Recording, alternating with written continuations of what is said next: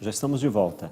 A Constituição Federal é clara ao dizer que o salário mínimo do trabalhador deve ser suficiente para pagar e atender necessidades básicas como moradia, alimentação e educação. Segundo um levantamento feito pelo Departamento Intersindical de Estatísticas e Estudos Socioeconômicos, o salário mínimo deveria ser de quase R$ 4.000. Metade dos brasileiros tem renda menor que um salário mínimo. Foi o que apontou um levantamento feito pelo Instituto Brasileiro de Geografia e Estatística, o IBGE. A diferença no bolso dos brasileiros é de 15%. Esse dado foi divulgado em novembro do ano passado. E este ano, o mesmo levantamento ainda não foi feito. Mas se já é difícil viver com um salário mínimo, imagina com menos de 15% dele. É difícil, certo? É difícil viver com menos de um salário mínimo aqui no Brasil. Eu tenho 3 salários, vivo sufocado, aposentado com 3 salários, não dá para comer direito. Não é isso que a pessoa quer ganhar, né? Menos de um salário mínimo. Mas já que ganha um salário mínimo, vai se virando, né? Além disso, o Instituto também mostrou que o rendimento daqueles que recebem mais dinheiro é 360 vezes superior aos que vivem com menos de um salário mínimo. Isso acontece em primazia porque nós vivemos em uma sociedade desigual. Desigual economicamente e socialmente. Apesar de, na prática, existir tanta desigualdade social, a Constituição Federal é clara em dizer que o salário mínimo do trabalhador deve atender não só às suas próprias necessidades básicas, como também às necessidades da sua família. Então vejamos o que a Constituição considera como necessidades básicas: moradia, alimentação, educação, saúde, lazer, vestuário, higiene, transporte e previdência social. Devido à quantidade de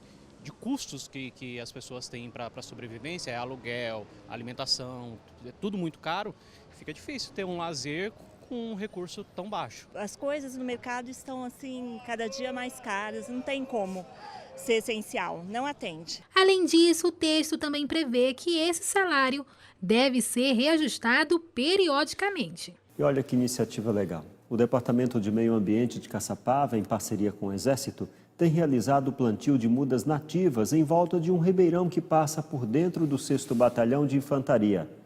O objetivo é restaurar e preservar o local.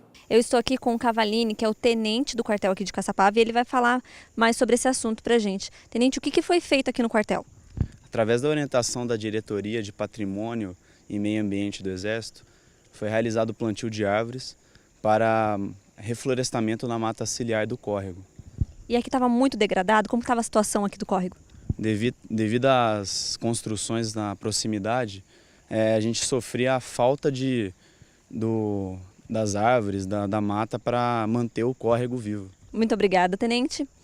Nós vamos falar também com a bióloga Lígia, ela que é a chefe de divisão de gestão e educação ambiental de Caçapava. Olá, Lígia, o que a população pode fazer para ajudar?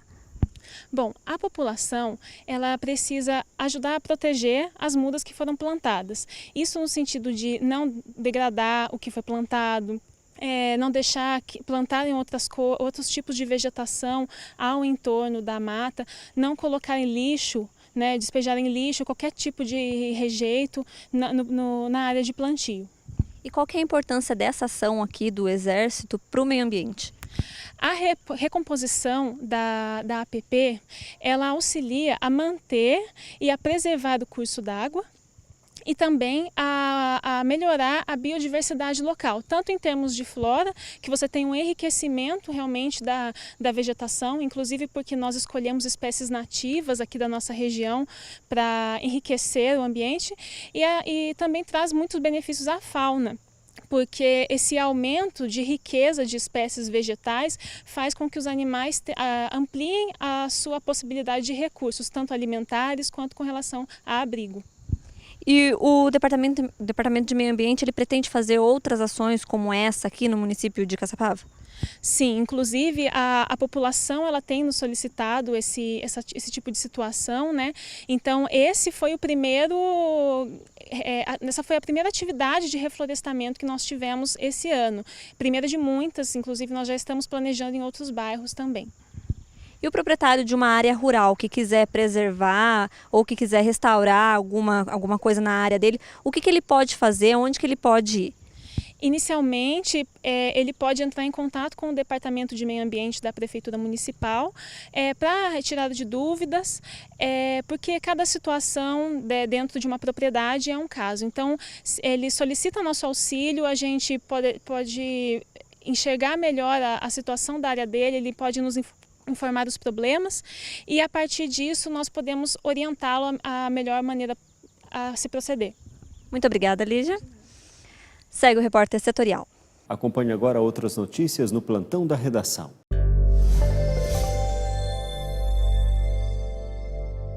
Olá! A Prefeitura de São José dos Campos abriu nesta segunda-feira as inscrições para o concurso público. São 50 vagas para o cargo de Guarda Civil Municipal. As inscrições acontecem pelo site da VUNESP até o dia 29 de março. O concurso está dividido em 3 etapas. As exigências para concorrer às vagas estão disponíveis no edital. A Guarda-Mirim de Guaratinguetá, em parceria com o Senai e com o Centro Municipal de Ensino Profissionalizante, o CEMEP, está com vagas abertas para cursos gratuitos de qualificação profissional. As inscrições já podem ser feitas na Secretaria da Guarda-Mirim até o dia 7 de março. Vale lembrar que é preciso ter no mínimo 16 anos de idade completos para poder frequentar os cursos. Segue o repórter setorial.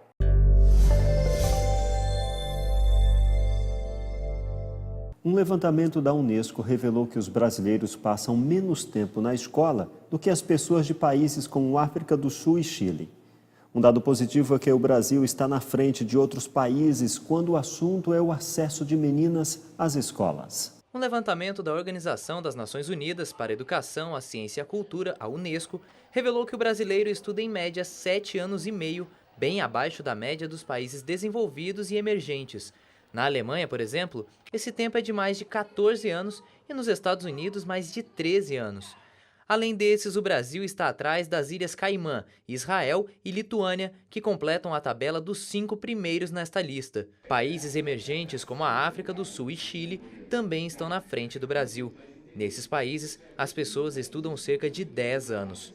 O levantamento da Unesco revelou ainda que a maioria dos países, entre crianças e adolescentes, as meninas são a maioria fora da escola. Em algum desses países, a diferença é de quase 10%. É o caso da Nigéria, que tem 50% dos meninos fora da escola, mas quando o assunto são as meninas, esse número sobe para 59%. Já no Brasil, o número de crianças e adolescentes fora da escola é de 9% entre homens e 8% entre as mulheres. Isso também é evidenciado em um outro dado da pesquisa, que mostra a desigualdade entre homens e mulheres no tempo de estudo. Nesse quesito, o Brasil está na frente de boa parte dos países. Enquanto no Paquistão os homens estudam aproximadamente 2 anos e 6 meses a mais que as mulheres, no Brasil as mulheres estudam cerca de 5 meses a mais que os homens. Apesar desses números, a situação do Brasil ainda é preocupante. No mês passado, o Ministério da Educação divulgou o censo escolar, revelando a diminuição no número de matrículas no Brasil. De 2013 a 2017, os números apenas caíram. Só em 2017, foram menos de 550 mil alunos no ensino fundamental e médio. O censo também apontou que apenas no primeiro ano do ensino médio, mais de 25% dos alunos reprovam ou desistem dos estudos. No próximo bloco, algumas dicas para você dirigir com mais segurança quando estiver chovendo. Aguarde só um instante, o repórter setorial volta já.